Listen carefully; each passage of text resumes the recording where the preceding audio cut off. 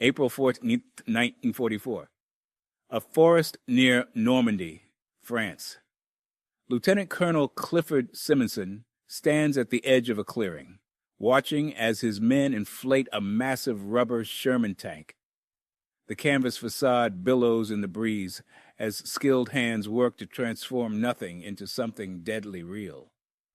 Blood-red paint splatters an artist's hands as he meticulously adds realistic damage to the decoy.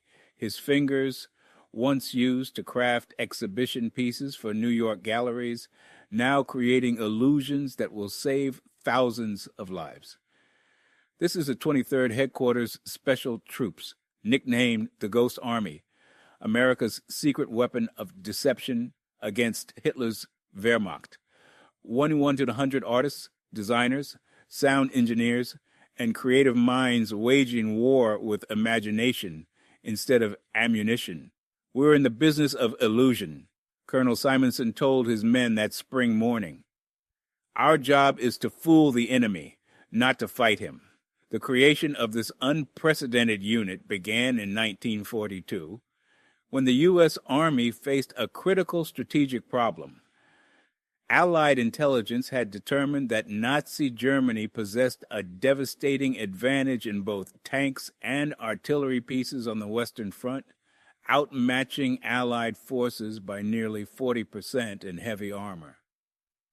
Rather than attempting to match this industrial output, the U.S. military conceived a radical alternative, a tactical deception unit that could convince the enemy that Allied forces were larger, stronger, and positioned differently than they actually were.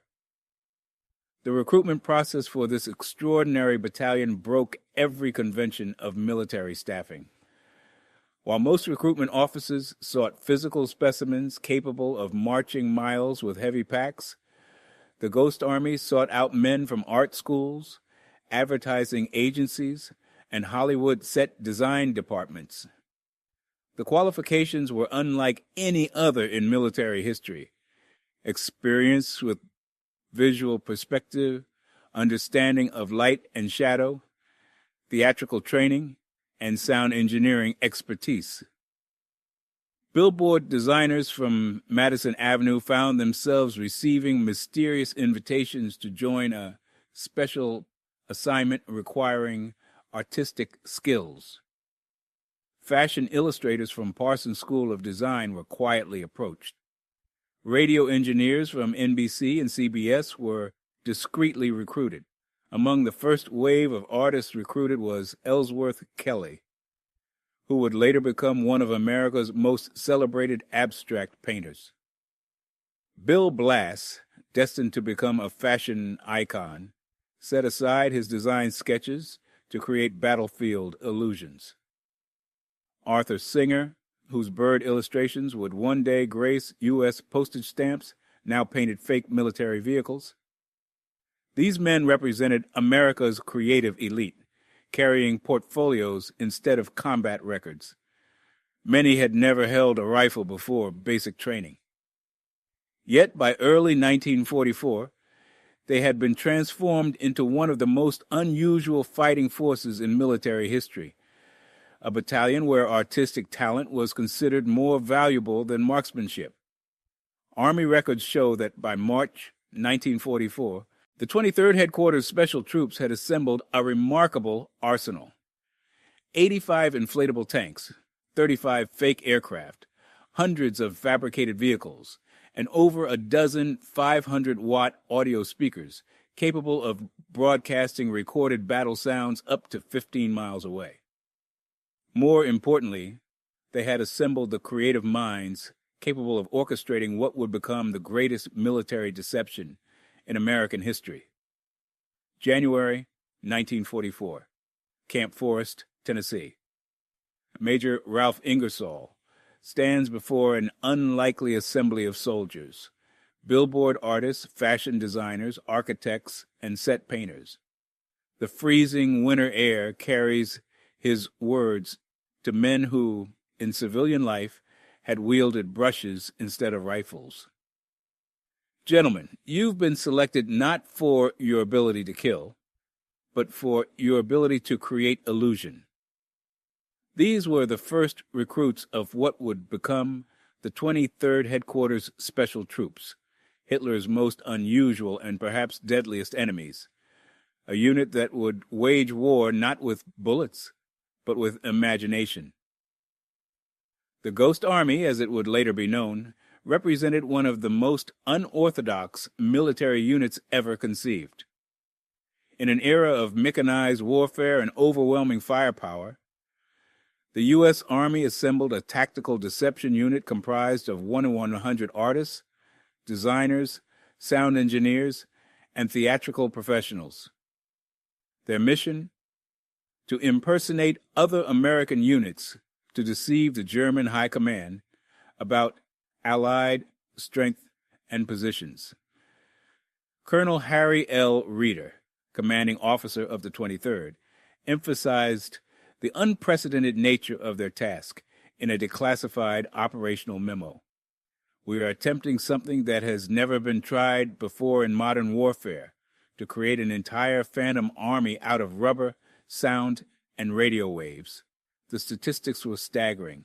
By April 1944, the unit had acquired 372 inflatable tanks, 246 inflatable trucks, 85 inflatable artillery pieces, and dozens of inflatable jeeps. Lieutenant Fred Fox, a former New York designer who had created window displays for Macy's, oversaw the inflatable equipment division. "These aren't toys," he instructed his men during training. "Each M4 Sherman tank weighs only 93 pounds when inflated, but must appear to weigh 32 tons to enemy reconnaissance." The rubber decoys, manufactured by the U.S. Rubber Company, could be inflated in under 30 minutes, and from 300 yards away, were nearly indistinguishable from the real thing.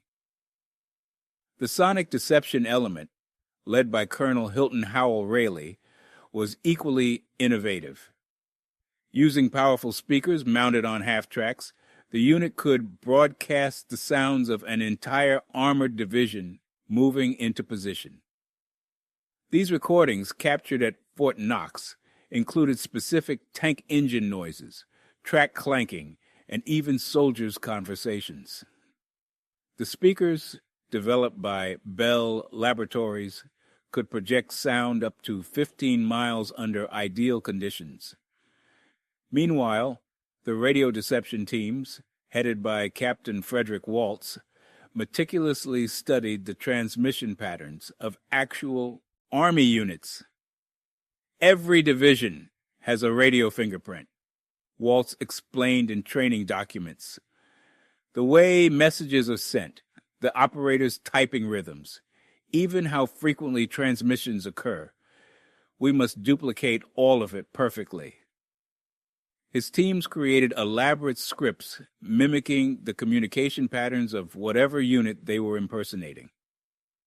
By spring 1944, as the D-Day approached, this phantom army was taking shape. In the fields of rural England, artists who once designed Broadway sets now painted tanks to match specific units' markings. Fashion designers who had worked for Bergdorf Goodman stitched patches and insignia. Architects calculated the precise shadows that military equipment would cast under aerial reconnaissance, as Lieutenant William Blass, later a famous fashion designer, noted in his diary. "We're creating the greatest show never seen, a performance where the audience must never realize they're watching fiction, and where the critics, if they discover our deception, could kill us all." Scene cue. Camera pans across rows of inflatable tanks swaying slightly in the English breeze as artists meticulously paint unit insignias, while real Sherman tanks rumble past in the distance. April 1944. The Allied invasion of Europe looms on the horizon. In a secluded corner of southern England, Colonel Harry L. Reeder examines a rubber tank. He kicks its side, watching it bounce slightly. This thing wouldn't fool my grandmother, he mutters. But in the right context, from the right distance through the right lens, it would fool the Wehrmacht's most experienced reconnaissance pilots. And that was exactly the point. Operation Quicksilver represented one of the most ambitious deception campaigns ever conceived in military history. As a critical component of the larger Operation Fortitude, it aimed to convince Hitler and his high command that the Allied invasion would strike at Pas-de-Calais rather than Normandy. The architects of this grand illusion, not generals or intelligence officers, but 100 artists, designers, sound engineers, and theater professionals assembled into the 23rd Headquarters Special Troops, soon to be known as the Ghost Army. Brigadier General Billy Harris, commander of the Ghost Army, assembled this unusual fighting force from Broadway set designers, Hollywood sound engineers, fine artists, and advertising professionals. Their mission was unprecedented: to impersonate entire Army divisions using inflatable tanks, sound effects, radio deception, and elaborate performances. We're putting on a show for an audience of one, Adolf Hitler, Harris told his troops, and it needs to be the performance of your lives. The scale was staggering. By May 1944, the Ghost Army had deployed over 250 inflatable Sherman tanks, 70 rubber landing craft, and hundreds of fake aircraft across southeastern England. From the air, German reconnaissance photographed what appeared to be massive troop concentrations. Radio operators under Lieutenant George Diestel broadcast a symphony of false communications, creating phantom traffic consistent with an army of 30,000 preparing to cross the English Channel at its narrowest point. Scene Q. A lone German reconnaissance plane flies high above the English countryside, its camera capturing images of what appears to be tanks assembled in formation below.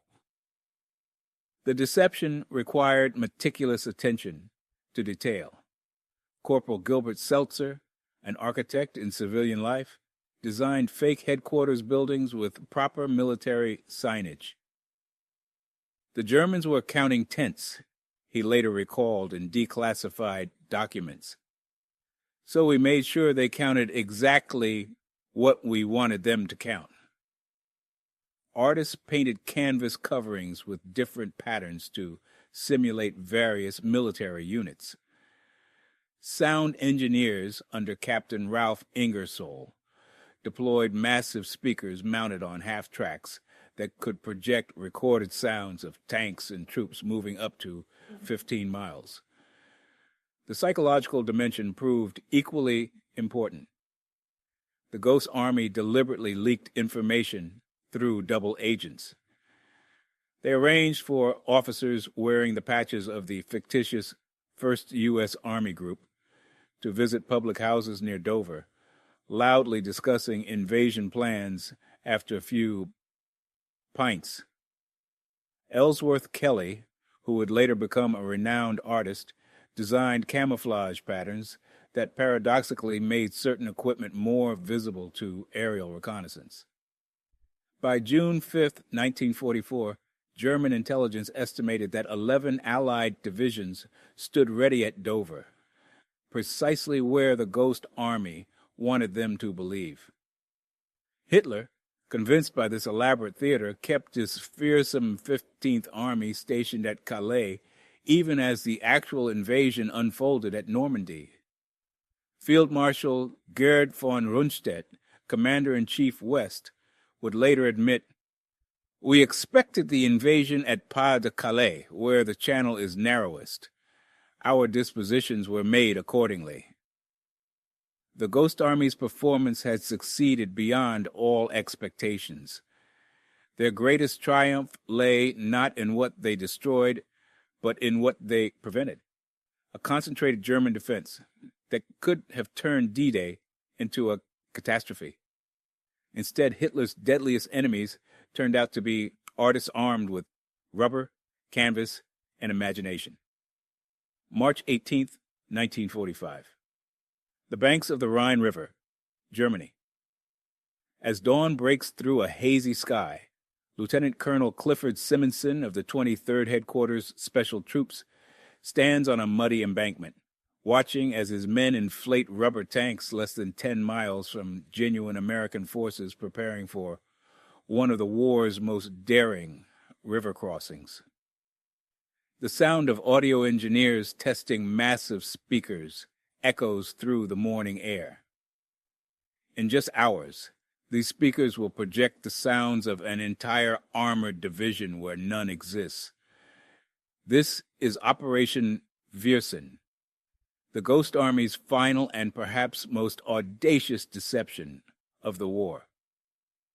The Germans had blown every bridge across the Rhine, recalled Ghost Army veteran Gilbert Seltzer years later.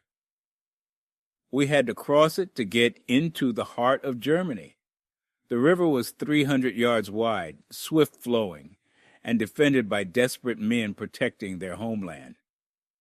The strategic stakes could not be higher. The real crossing, Operation Plunder, would occur at Reis and Wesel, but General William Simpson of the Ninth Army needed the Germans to believe a major crossing would happen near Dusseldorf instead. If the deception failed, thousands of American soldiers would die in the waters of the Rhine. As night falls, the 302nd Signal Service Company begins broadcasting sounds of bridge construction and heavy vehicles. The sonic deception, designed by Bell Labs engineers Harold Burris Meyer and Thomas Hanley, uses multiple speaker positions to create a three-dimensional soundscape so convincing that German reconnaissance patrols report massive troop movements where none exist. Meanwhile, radio operators from the Signal Company Special, led by Captain Frederick Fox, transmit a carefully choreographed script of false orders and position reports. German intelligence intercepts over 800 fake radio messages during the 48-hour operation. The illusion is completed by dummy vehicles, over 600 inflatable tanks, trucks, and artillery pieces, positioned by the 603rd Engineer Camouflage Battalion under Major Victor Dowd. Carefully arranged to be visible from German observation posts across the river, they create the impression of two full divisions, approximately 30,000 troops, where only 100 artists, designers, and engineers actually stand. The gambit works. German High Command shifts the 11th Panzer Division away from the actual crossing sites to counter the phantom threat. When the real assault begins on March 23rd, American casualties are dramatically reduced. The Ninth Army loses just 31 men during the crossing, compared to the thousands predicted. We didn't discover how successful we'd been until after the war, recalled Ghost Army veteran Jack Macy. When we interrogated German officers, they spoke of an entire phantom army that never existed except in their minds and our imagination. The success of Operation Viersen represents the culmination of the Ghost Army's evolution from experimental unit to critical strategic asset. What began as a collection of artists, designers, and creatives had transformed into a precision military instrument that saved thousands of American lives. In a final irony that encapsulates the unique nature of their service, the men of the 23rd would receive no public recognition for their achievement. Their operation remained classified until 1996, making them perhaps the only combat unit whose greatest success was that the enemy never knew they were being deceived. January 1944, Fort Meade, Maryland.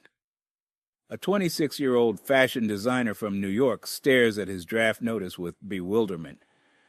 William Blass, who would later become Bill Blass of fashion fame, finds himself not headed for infantry training, but selected for a unit so classified its true purpose couldn't be printed on official orders.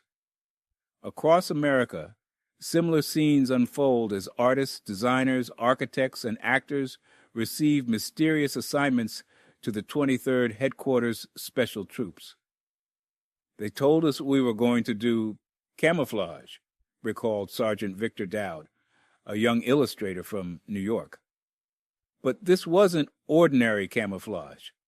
This was theatrical camouflage on a scale never before attempted in military history. The recruitment was deliberate and methodical.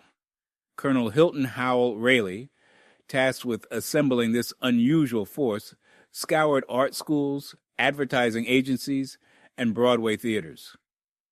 The Douglas Aircraft Factory, Hollywood Studios, and the Philadelphia Academy of Fine Arts yielded prime candidates. By spring 1944, 100 men with an average IQ of 119 stood ready. Actors, set designers, sound engineers, and artists whose weapons would be inflatable tanks, sound trucks, and paintbrushes. Art school graduates found themselves transformed into soldiers of deception. Ellsworth Kelly, who would later become one of America's preeminent abstract painters, was assigned to the 603rd Camouflage Engineers. Arthur Singer, later renowned for his bird illustrations, joined the ranks alongside fashion designer Bill Blass and photographer Art Kane. These were not warriors in the conventional sense. Many had never fired a rifle in combat, but their creative minds made them Hitler's deadliest enemies. March 1944, Pine Camp, New York. In frigid conditions, the 23rd conducts its first full-scale deception exercise. Sergeant Arthur Shilstone, a former illustrator for The New Yorker, later recalled the moment a confused farmer stumbled upon two soldiers struggling to lift an apparently heavy Sherman tank. "Are you having trouble with that thing?" the farmer asked. "Yeah," replied one soldier, not missing a beat. "The engine's broken." In reality, the 93-pound inflatable rubber tank was being repositioned by hand, the first of many successful deceptions. The unit's composition defied military convention. The 603rd Camouflage Engineers designed and deployed inflatable military equipment. The 3132 Signal Service Company Special handled sound effects, recording and broadcasting battlefield sounds from massive speakers that could be heard 15 miles away. The Signal Company Special created false radio traffic. The 406th Engineer Combat Company provided security and handled construction of fake assembly areas. Collectively, they became known as the Ghost Army. "We were told we'd be saving lives," recalled Ghost Army veteran Gilbert Seltzer, who lived to 106 years old. "We weren't killing anybody, but the deception would draw fire away from actual fighting units." Their training merged military discipline with artistic sensibility. At Camp Forest, Tennessee, they practiced deploying inflatable tanks under cover of darkness. In England, they studied German reconnaissance patterns to understand how their deceptions would be perceived from enemy aircraft. By D-Day +1, these artists in uniform stood ready to execute the most elaborate military deception in American history. A performance where the audience was the German High Command, and the stakes were thousands of American lives. Inflatable armies, engineering phantom divisions, May 1944. A gentle breeze ripples across an empty field near Walton Hall, England. Suddenly, the landscape transforms. Massive Sherman tanks materialize where moments before there was nothing. Artillery pieces appear on the horizon. A division materializes from thin air. Yet not a single engine roars. These are not real tanks, but masterfully crafted decoys, rubber inflated with air compressors, the physical manifestation of history's most elaborate military deception. The 23rd Headquarters Special Troops, the Ghost Army, had perfected the art of military illusion through their inflatable arsenal. Lieutenant Fred Fox, a former window designer for Bonwit Teller in New York, oversaw the inflatable army's deployment. "We had to think like set designers," Fox later recalled in a declassified 1991 interview. "Every shadow, every position had to be perfect. The Germans were looking for patterns, and we gave them exactly what they expected to see." The 603rd Camouflage Engineers, a key unit within the Ghost Army, handled the physical deceptions.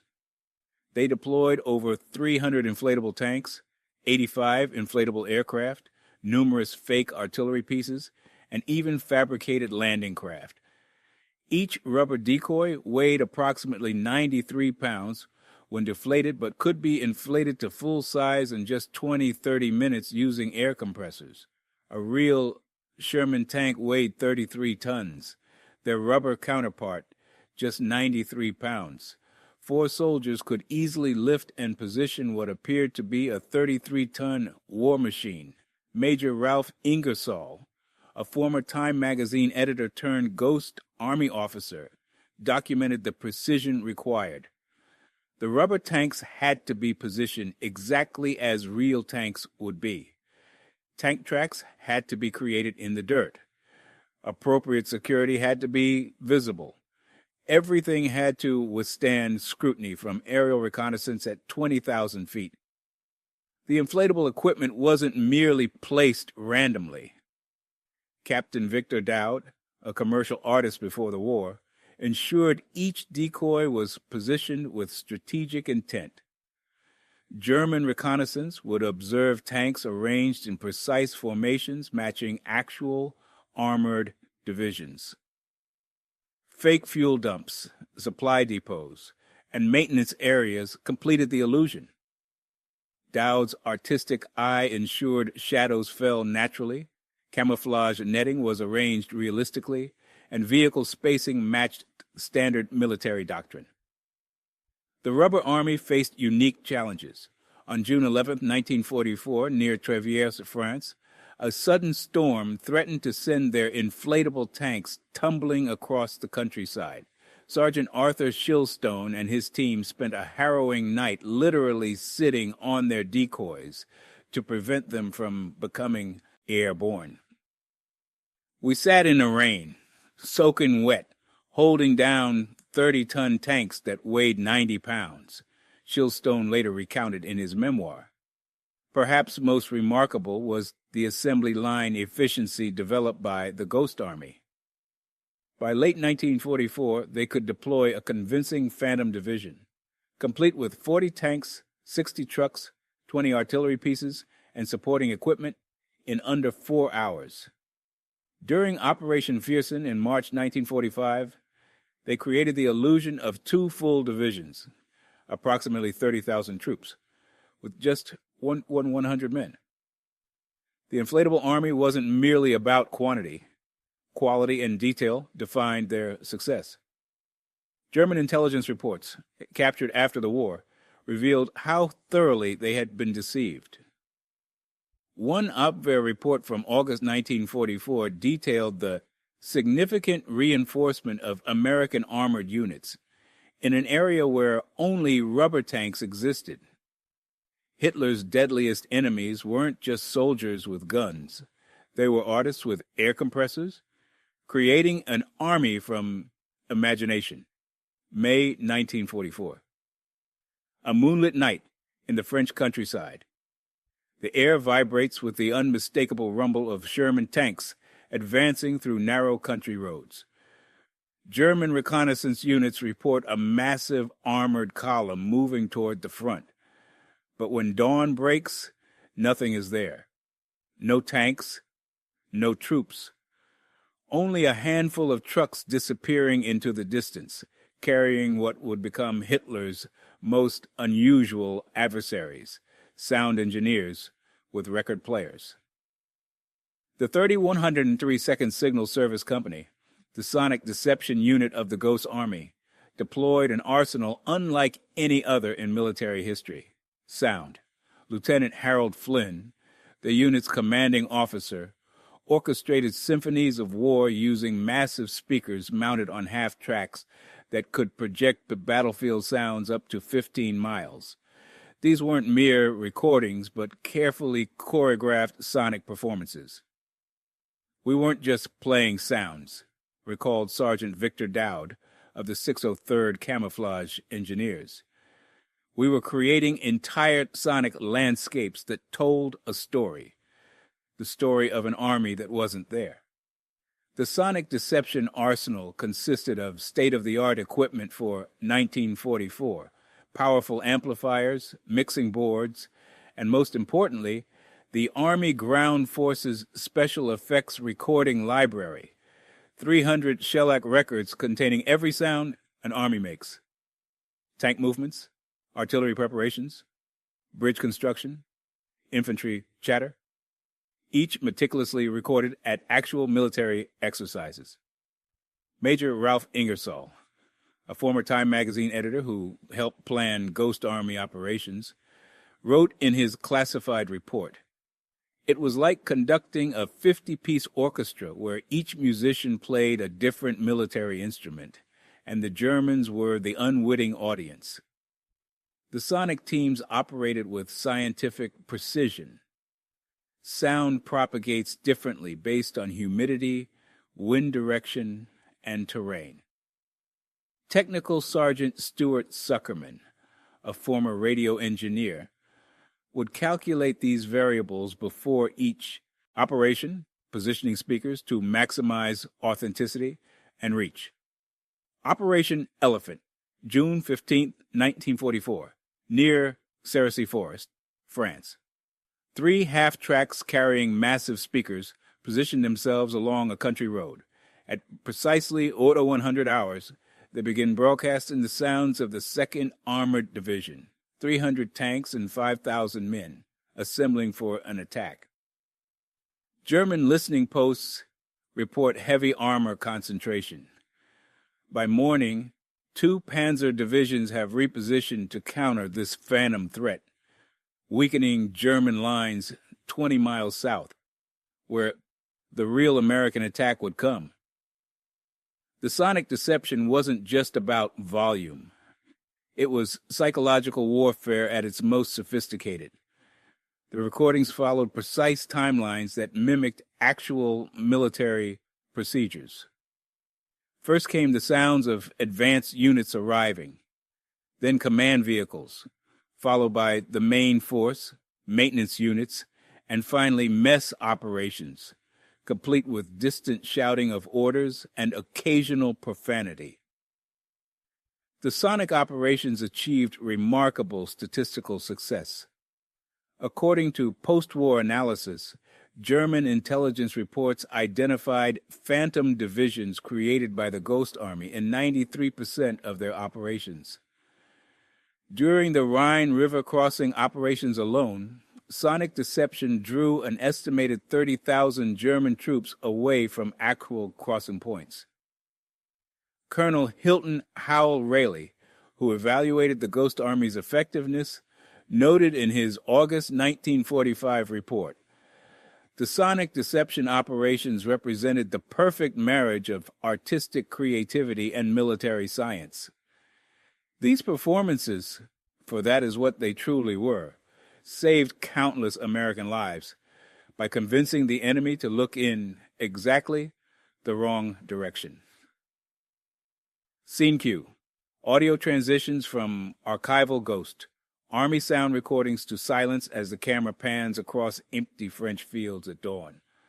The Phantom Army vanished with the morning mist. March 18th, 1945. The western bank of the Rhine River. As darkness falls, the sound of tank engines rumbles through the forest near Viersen, Germany. Radio operators transmit coded messages in plain sight of enemy intelligence. Searchlights scan the cloudy skies. creating the unmistakable signature of a massive troop concentration preparing to cross the Rhine. Yet not a single real combat soldier stands ready. This is the 23rd Headquarters Special Troops, the Ghost Army, executing their most ambitious deception of the war. Over 1,100 artists, designers, sound engineers, and actors are creating a phantom army that exists only in the minds of Nazi commanders. Lieutenant Colonel Clifford Simonson, commanding officer of the 23rd 3132nd Signal Service Company, surveys the elaborate tableau.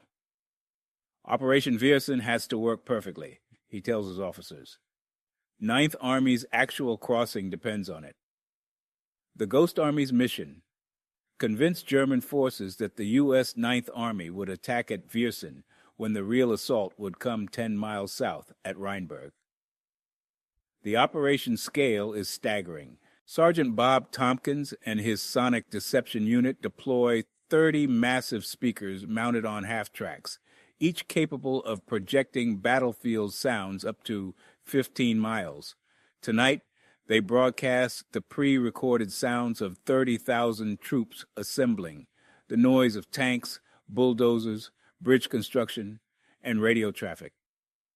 The sonic deception is so convincing that German reconnaissance reports identify major troop movements exactly where the Ghost Army wants them to look.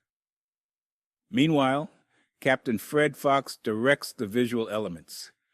His men inflate hundreds of rubber Sherman tanks and artillery pieces along the forest edge, 100 counterfeit vehicles in all. They construct dummy aircraft on improvised airfields. Under the moonlight, these silhouettes cast the same shadows as their deadly counterparts. Fox, a former New York window display designer, understands that effective deception requires perfect theatrical staging. The radio deception team, led by Lieutenant George Peddle, transmits a carefully orchestrated symphony of fake messages, creating the communication signature of the 30th and 79th Infantry Divisions. German signal intelligence intercepts exactly what the Ghost Army intends them to hear. The unmistakable radio patterns of 2 full divisions preparing for a river assault. The deception works brilliantly. German High Command shifts the 11th Panzer Division and elements of the 116th Panzer to defend against the Phantom Crossing at Viersen. Wehrmacht artillery concentrates its fire on empty fields where rubber tanks sit undamaged. German commanders commit their reserves to counter an attack that will never come. On March 24th, when the actual U.S. 9th Army crosses the Rhine at Rheinberg, they face dramatically reduced opposition. The crossing succeeds with minimal casualties, less than 30 American lives lost, instead of the thousands anticipated. Major General William Simpson, commanding the 9th Army, later acknowledges that the Ghost Army's deception at Viersen saved countless American lives. Brigadier General William Bedell Smith, Eisenhower's chief of staff, would later write, "Rarely in warfare has so much been accomplished by so few with such limited means." Operation Viersen represents the culmination of the Ghost Army's evolution. What began as an experimental unit had become one of Hitler's deadliest enemies, not through direct combat, but through the perfect application of artistic talent to warfare. These 1,100 artists, many recruited from art schools and advertising agencies, had weaponized creativity itself, proving that imagination could be as devastating as any bomb or bullet. January 1944. The Pentagon. Colonel Billy Harris studies a portfolio of sketches while snow falls silently outside his window. The artist's rendering of a Sherman tank is flawless, perfect in every detail except for one thing. It weighs nothing. It's rubber and air, a phantom designed to fool the enemy. Harris nods approvingly. This is exactly what we need. The Ghost Army, officially designated the 23rd Headquarters Special Troops, represented one of the most unusual recruitment drives in military history. While most units sought warriors, the 23rd sought dreamers.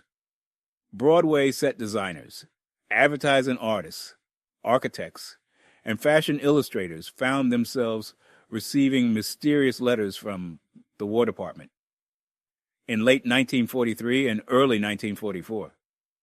Their country needed their talents, not to document the war, but to create elaborate illusions that would save thousands of lives.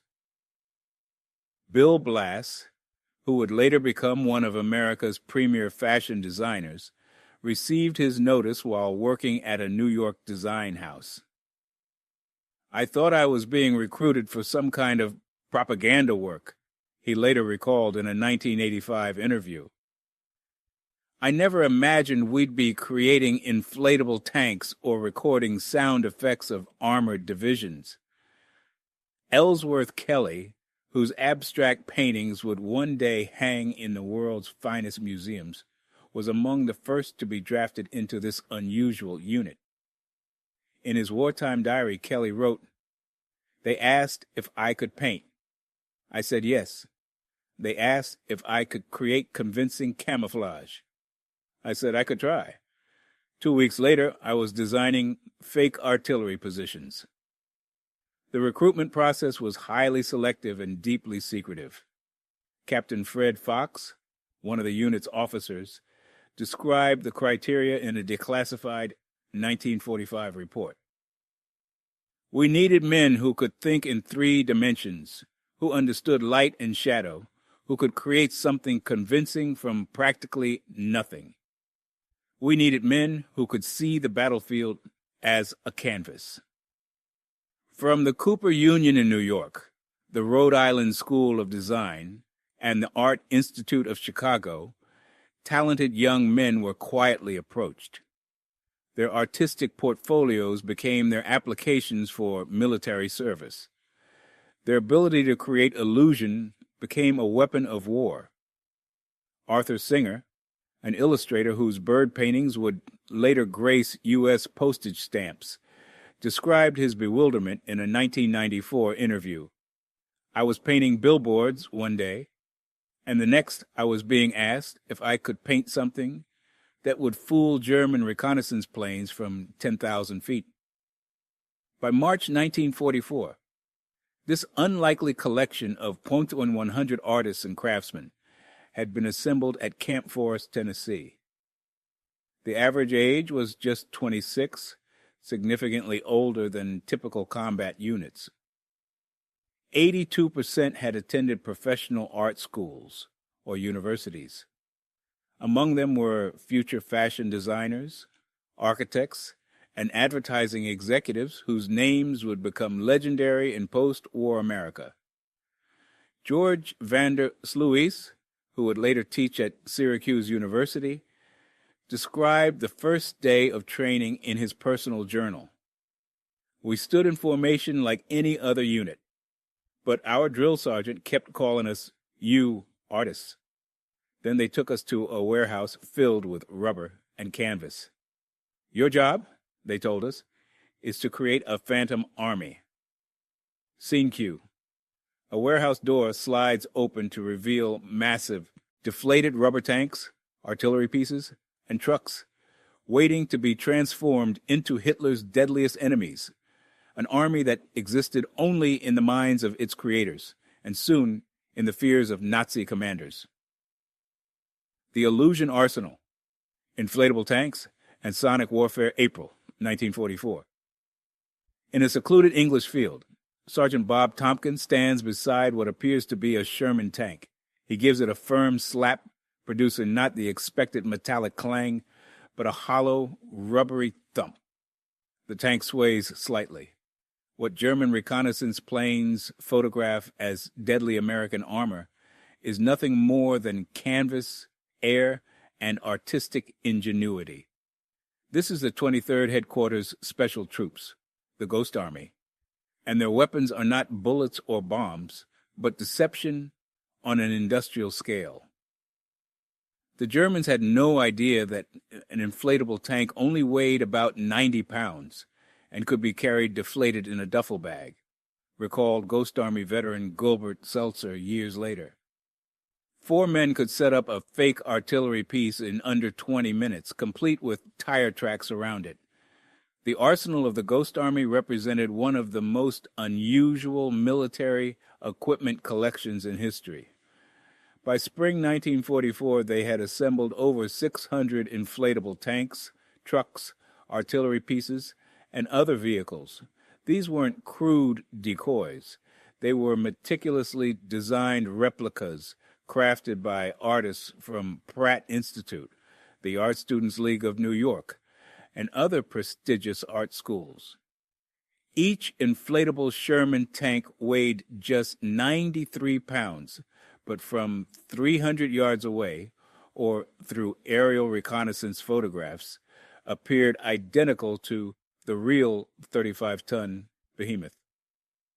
Lieutenant Fred Fox, a former set designer from New York, oversaw the visual deception operations. Under his guidance, the Ghost Army developed techniques to simulate entire armored divisions where none existed. They created the illusion of massive troop movements using just 1,100 men to impersonate the presence of 30,000 troops. But the visual deception was only part of their arsenal. Colonel Hilton Howell Rayleigh, a former newspaper editor and public relations expert, commanded the Sonic Deception Unit. Using massive sound trucks equipped with state-of-the-art recording equipment, they broadcast the sounds of an army on the move.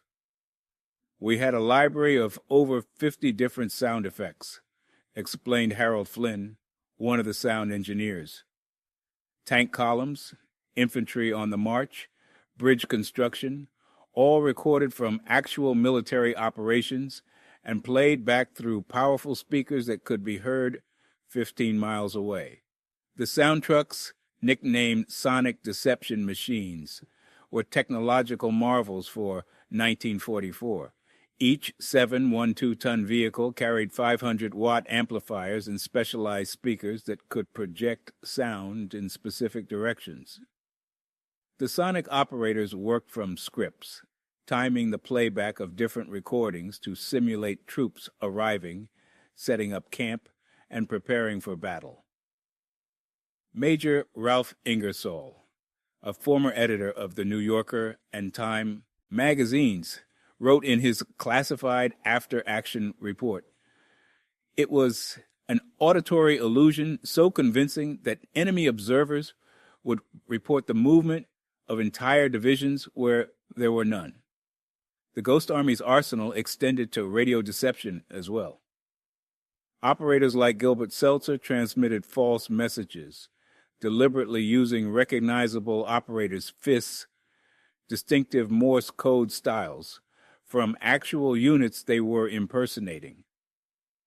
German intelligence, monitoring these transmissions, logged the presence of divisions that existed only in their imagination.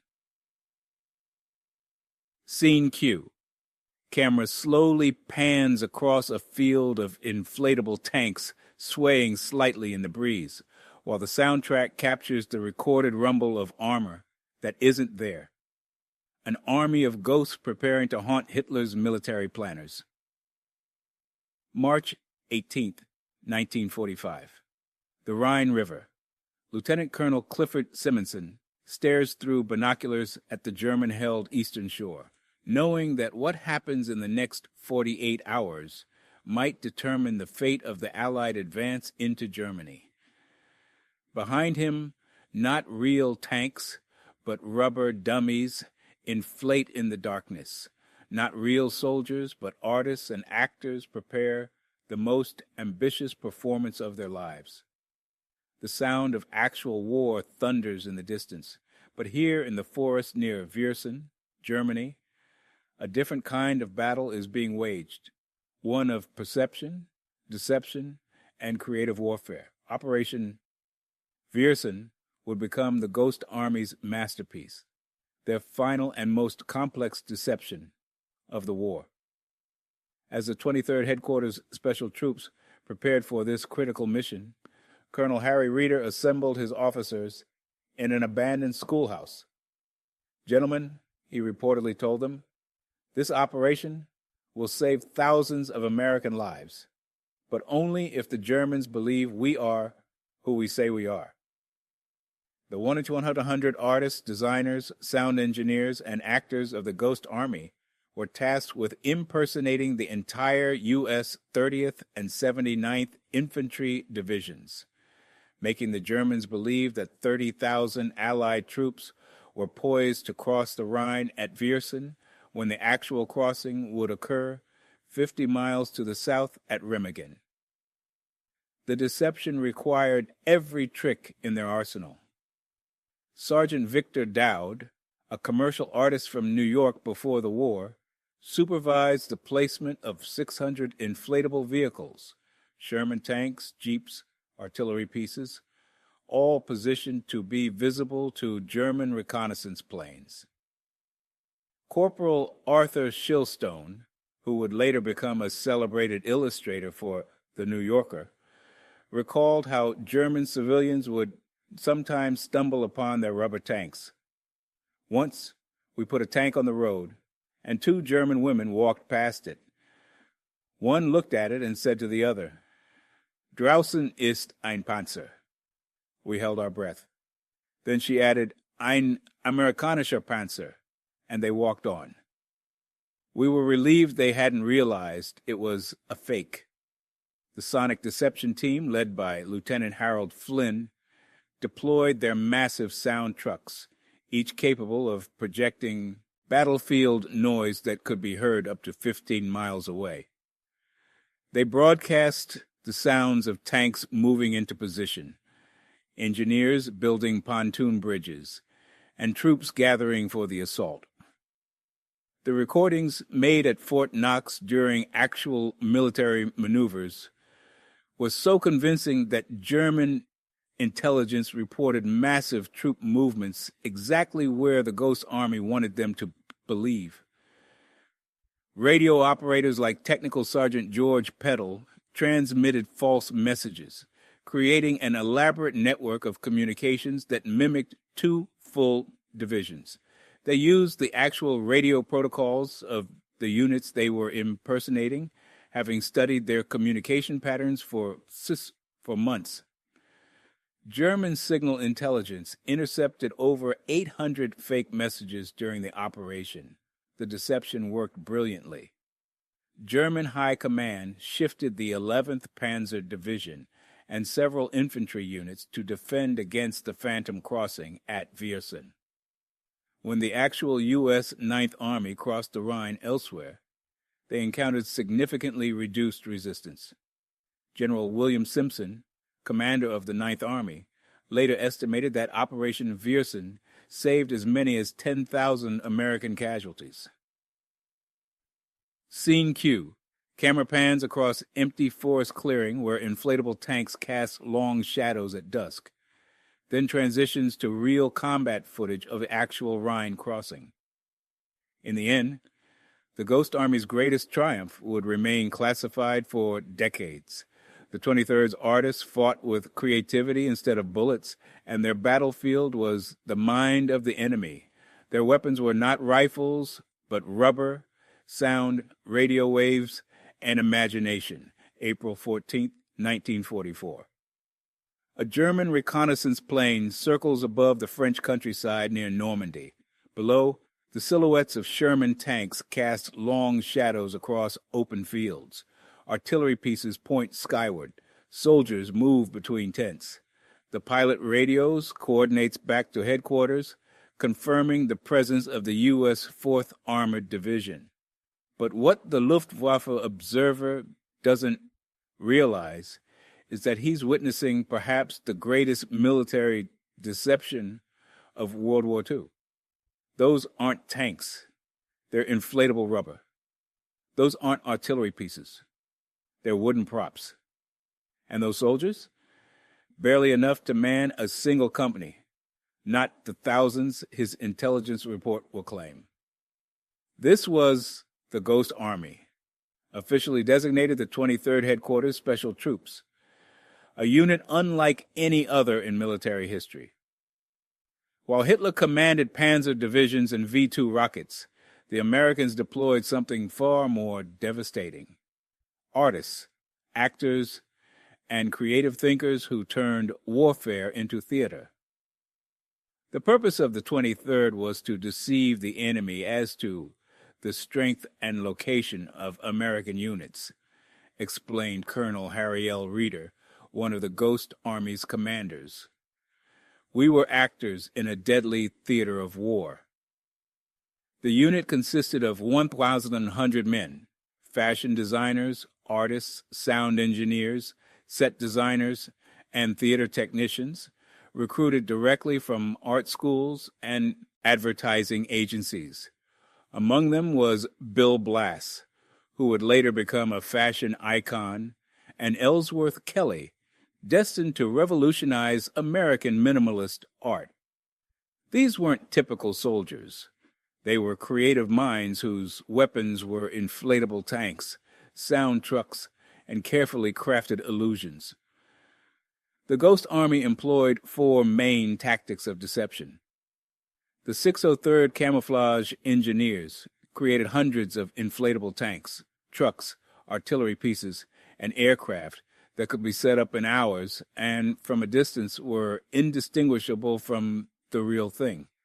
The 3132 Signal Service Company deployed massive sound trucks with 500-pound speakers that broadcast recordings of armored divisions moving into position at the sounds audible up to 15 miles away.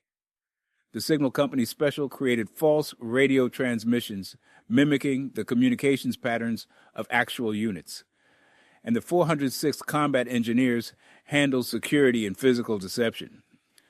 Ghost Army veteran Gilbert Seltzer recalled, "We would move into an area where there was combat, and we would replace a real combat unit. The unit would leave at night, and we would move in at night, and then we would pretend we were that unit." Perhaps their most audacious deception came during Operation Viersen in March 1945.